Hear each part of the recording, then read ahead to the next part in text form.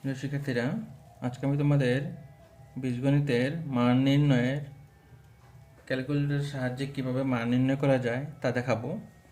দেখো, ক্যালকুলেটর প্রথমে অন করে নেওয়ার পর আমাদের যা দেওয়া আছে তা ক্যালকুলেটরে উঠিয়ে নেব। আলফা এক্স, অর্থাৎ এক্স লেখার জন্য এক্স কালারটা যেই কালারের ঠিক আলফা লেখাটা সেই কালারের, তাহলে আলফা দিয়ে এক্স দেব, তারপরে প্লাস 1 ভাগ আবার আলফা দিয়ে এক্স দেব, তারপর আলফা দিয়ে সমান চিহ্ন দেব, ওই যে সলভের মধ্যে নিচে আছে দেখো সমান, তারপরে 3 উঠিয়ে নেওয়ার পর আমরা কোন পদ্ধতিতে সমাধান করব দেখো, এক্স এর মানটা বের করব। দেখো, শিফট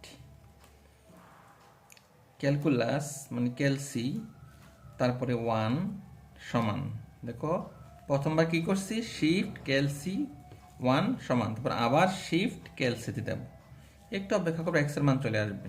এখন এক্স এর মান আমার ক্যালকুলেটর সেভ হয়ে গেল।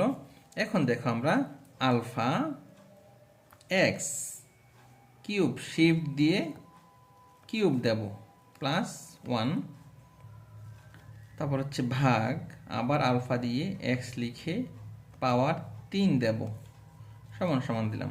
দেখো আমার মানটা কিন্তু চলে আসছে 18, মান কিন্তু আমার সেভ আছে দেখো। তারপর আমরা লিখবো আলফা এক্স পাওয়ার নেব 4, তারপরে প্লাস 1 ভাগ আবার আলফা দিয়ে এক্স লিখব, পাওয়ারটা 4 নেব, তারপর সমান চিহ্ন দেব।